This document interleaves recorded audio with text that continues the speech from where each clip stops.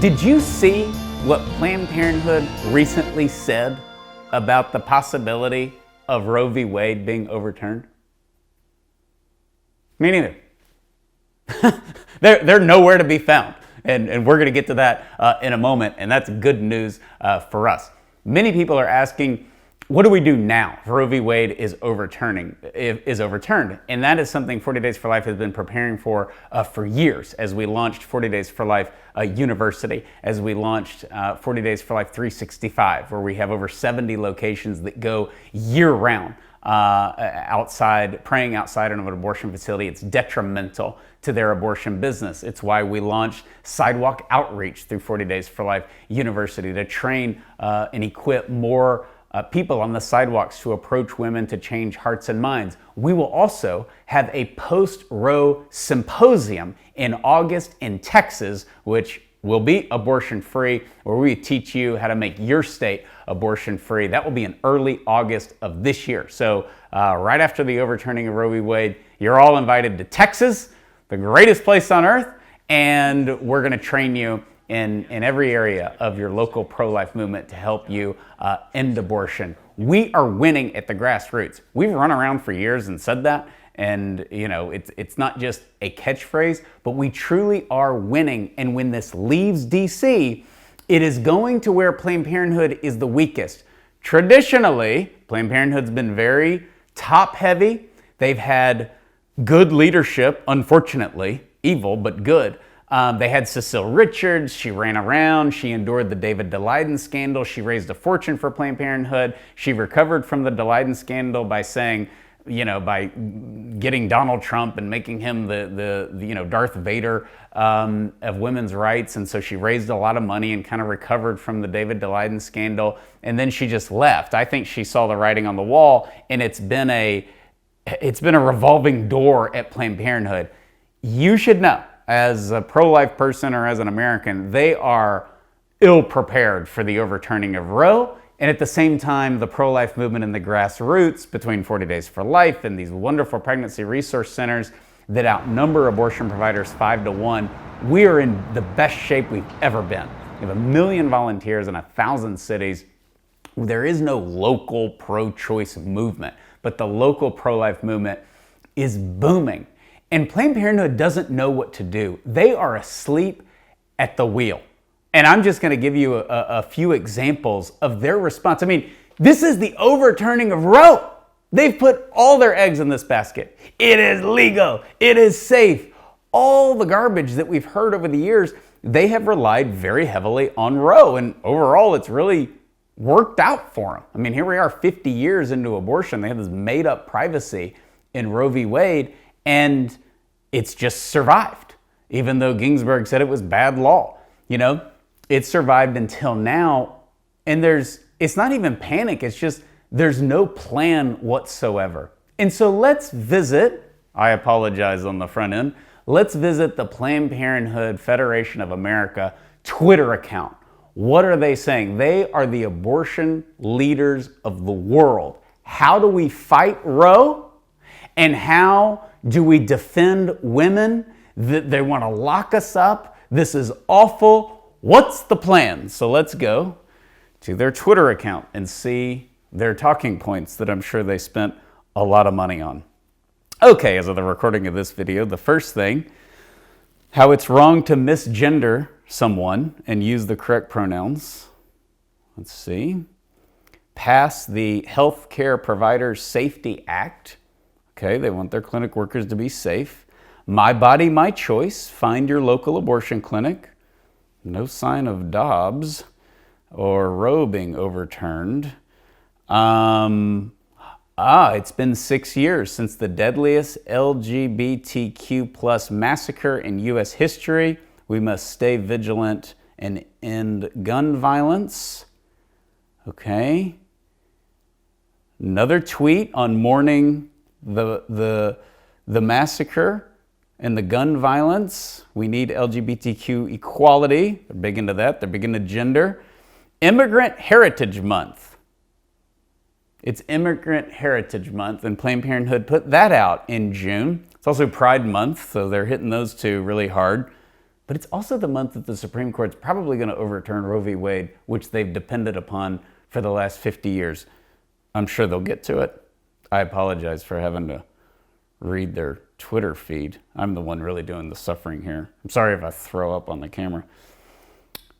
Okay. Having sexual boundaries. More transgender. There it is. The right way to put on a condom. That's what they tweeted out 5 days ago. Do not Google that. Ectopic pregnancy. What is it? How to handle when your dating partner rejects you. Still no Roe, still no Alito. The world's crashing. The media certainly is. You see, we've done vlogs on the media panicking. I mean, they're going crazy. No leadership whatsoever for Planned Parenthood right now. More LGBTQ. More LGBTQ. There's another one, in gun violence. In gun violence, LGBTQ, trans, another trans. All are welcome at Planned Parenthood with the pride flag.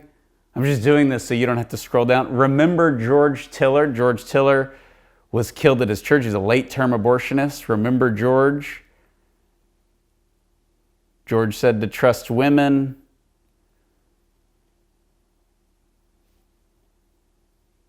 There's a famous person defending reproductive rights, and he's in an article. All right, I'm not going to read that one to y'all. This is a family vlog. So, yeah, now we're back in May. Gun violence. Pride Week is coming. Total mission drift. Absolute total mission drift. They don't know what to do. And typically I said, they're very strong at the top. And there's a disconnect. Abby Johnson has said it. Many of the former Planned Parenthood workers say, we're on our own. I mean, the talking points in New York, the lobbying in D.C., that's totally separate from the person running your abortion facility, running your Planned Parenthood wherever you live in America, wherever you're watching this. Total disconnect. But they got their job done. They came up with these evil phrases. They did get money from the government. They did keep Roe intact.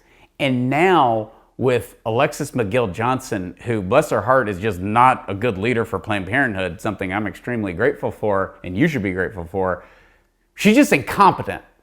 She's just incompetent. She doesn't know what she's doing. She's not prepared for this moment, and she's not leading. You don't hear anything from her. Their Twitter account, I just went through the whole month of June. It was boring at best. But unpredictable. You would have no idea from their Twitter account that the Supreme Court could possibly overturn Roe versus Wade. You should have such confidence as a pro-life activist where you live. This is why we're winning at the local level. It's why some of the last few abortion facilities that 40 Days for Life has closed were in Seattle and Chicago, these liberal cities where abortion is accepted, but it's a passive acceptance. And so that's why we need to have so much hope in a post-Roe world. And I know we're going to hear all these goofball mayors and governors saying, we're an abortion safe haven state or an abortion safe haven city. That's going to tone down, and it'll go back to the market. It'll go back to us relying on the grace of God, of going out there, of peacefully praying, of getting women the resources they need, and of closing abortion facilities and making states abortion-free and making an abortion-free country. All of a sudden, it becomes possible. It becomes possible to have an abortion-free country because it's about hearts and minds. And we see one side is completely dedicated, it's life and death for us, and the other side is off on every other random mission and tweet when supposedly the greatest threat to reproductive rights in the world is about to happen and they're going to overturn Roe.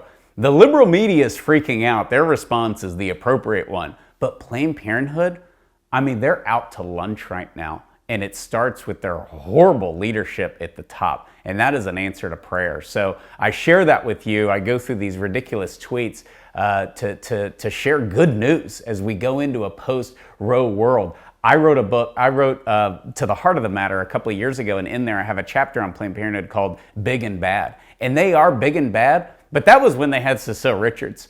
I mean, now they're bad and they're big, but they're not well led at a moment when their future, weighs in the balance of how they operate in these states. So I think it's internal chaos, and we should expect that because the devil divides, and abortion is evil. And so we have a huge advantage going into a post-Roe world. We have 40 Days for Life University. We'll have a huge 40 Days for Life campaigns. We've had this huge uptick in applications for 365. So know that we'll have more year-round vigils, and know that once Roe is overturned, we will send you the details on the post-Roe symposium. So you can come to Texas, you'll get a free hotel, you'll get free food, of course, and we will train you on how to end abortion where you live. And so we'll be giving you the details after the official release of the Roe decision. God bless you.